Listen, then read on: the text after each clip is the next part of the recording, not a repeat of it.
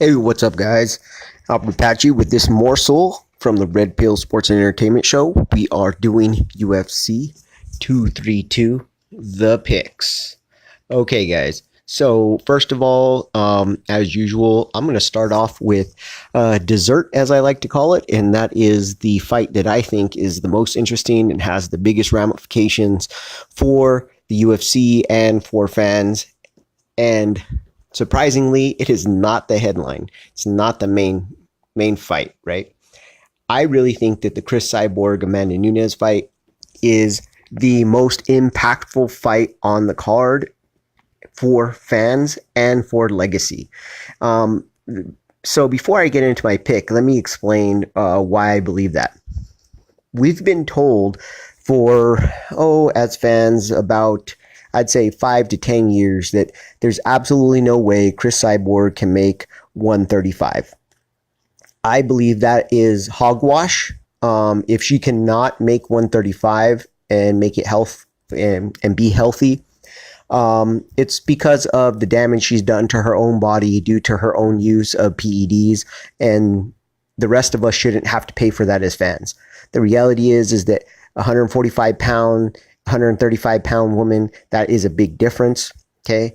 135-pound woman really walks around probably at about 165, 175 pounds. And, most likely that's at somewhere between 10 and, 13, percent body fat. So that is significant when you're telling, and at 5'8", let's mind you, Chris Cyborg is 5'8". I actually want to say she's probably either closer to 5'9" or 5'10", because she looked eye to eye with Holly Holm. And I know Holly Holm's listed at 5'8", but I've actually met Holly Holm, and she's a bit taller than that. Also, if you notice, Amanda Nunez is also listed at 5'8", and she's a little bit shorter than Chris. So anyhow, that being said, I think this is the most impactful, most legacy building of all of the fights. And this is why. Like I said, we've been told for 5-10 years now that for a better part of a decade that Chris Cyborg just can't make 135. It's just impossible. This is the first time that she'll be fighting a well-rounded fighter that has the ability to knock her out. If Nunez connects with clean punches, she does have the ability to knock out Chris Cyborg. Okay. She also is the most well-rounded fighter that Chris Cyborg has ever faced. Holly Holm, well, she is a great striker, a very good kickboxer. Okay. Part of the problem was that Holly Holm was selling out on the clinch to get underhooks or control the overhook in order to prevent the takedown. She was terrified of going to the ground. She knew what that meant if Chris Cyborg got her to the ground. Chris Cyborg has a much, much better Brazilian Jiu-Jitsu than Holly Holm. Much better ground game. Amanda Nunez is not going to have that fear. Okay? She doesn't have to worry about going to the ground. She is a very accomplished Brazilian Jiu-Jitsu practitioner in her own right. The other thing I found very telling was that in the last few fights, Chris Cyborg's punching power, I think, has really been exposed. She caught Holly with some pretty solid punches, but could never put her down, never put her away, never was able to really hurt her in the sense that she was staggered or in danger of being put out. You also saw other girls go quite a while against Chris Cyborg when she was towering over them, when she was clearly the heavier, naturally bigger fighter, and still these girls were hanging in. Now Amanda Nunez is not going to have to cut weight. I know people are thinking that maybe a late knockout by Chris Cyborg in this fight, but in all honesty, I think that the later rounds favor Amanda Nunez. A lot of people talk about Amanda Nunez's gas tank, but you have to remember that she's not having to cut down to 135. She's only having to make it to 145 for this fight.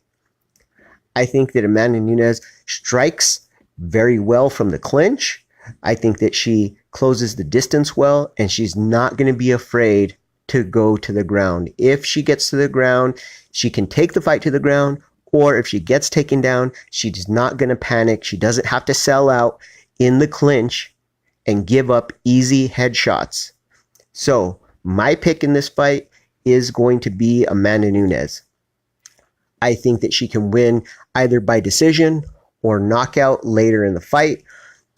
I'm going to call a decision. I think that she outpoints Chris Cyborg.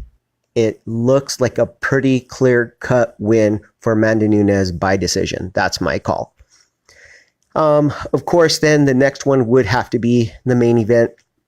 Jon Jones, Alexander Gustafsson. Aside from the circus show that's been going on with USADA, the reality is this is a fight everybody's been wanting to see. Both these guys have really evolved their game. Well, I can say Gustafsson has. Jon Jones, we saw a really good Jon Jones against Cormier, and then not such a good Jon Jones against O.s.s. So it's kind of a crapshoot as to what Jon Jones we're going to get off of this layoff. Alexander Gustafsson looked okay, but he also was kind of fighting down, I believe, to his last competition. I think that he's going to come in. He's going to do a really good job. He knows what to look for. He knows what to expect. I think the early rounds will tell us what we need to know. Has Jon learned to strike the way you need to strike with Gustafsson? Is he going to abandon the trying to get to the clinch and the takedown and get to those dirty boxing positions? Look for that spinning elbow like he caught Gustafsson right off the bat? Or is he going to try to play Gustafsson's game and go ahead and start striking in that long distance? I think if he does that, I think he's going to pay the price. Now, that being said, Gustafsson has a lot better wrestling than people give him credit for. I think that Gus still comes in, gets the takedowns of Jones. I don't think he wins by knockout like he's calling. I think he wins by a decision, most likely a split decision. Next, we got Carlos Condit and Michael Chiesa. It really depends on what Carlos Condit we get. If we get a younger version Carlos Condit that fought, GSP, a Carlos Condit that, fought Nick Diaz, Carlos Condit wins. If we get the Carlos Condit we've seen in the last, 2 or 3 fights, I think Chiesa, is just too much for him. Chiesa still has some things he needs to polish up on his game, things that Carlos can give him problems with. But that being said, that's if we're getting a prime time Carlos. Next, the one I really wanted to talk about was the Latifi and Corey Anderson in the light heavyweight matchup. Now, this fight is very, very interesting. Okay, you have the number 5 and number 10 ranked contender. So this is really going to solidify somebody's position in the top 10.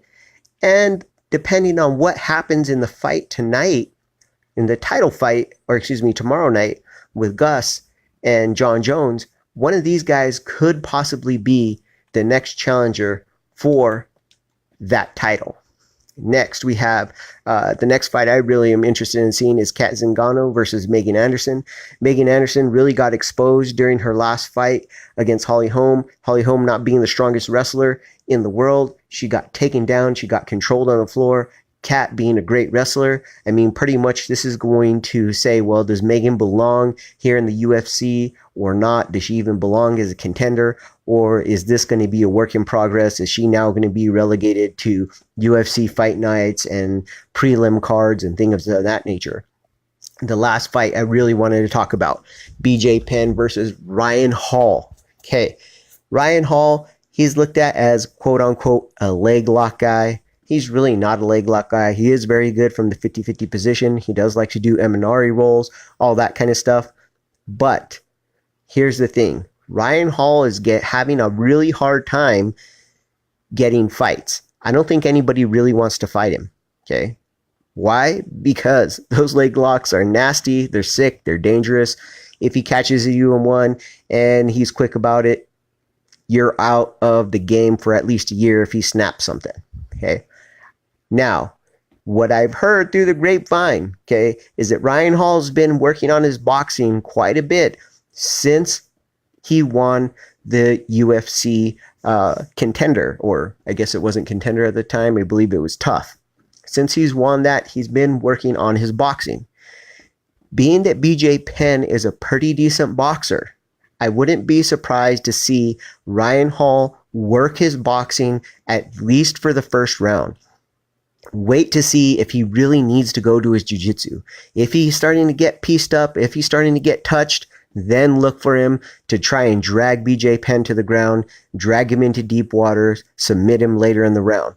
Otherwise, I think you're going to see more of a stand-up fight if Ryan Hall really has anything to do with it or say about it, if his boxing has come as far as those of us who are fans of his hope that it has.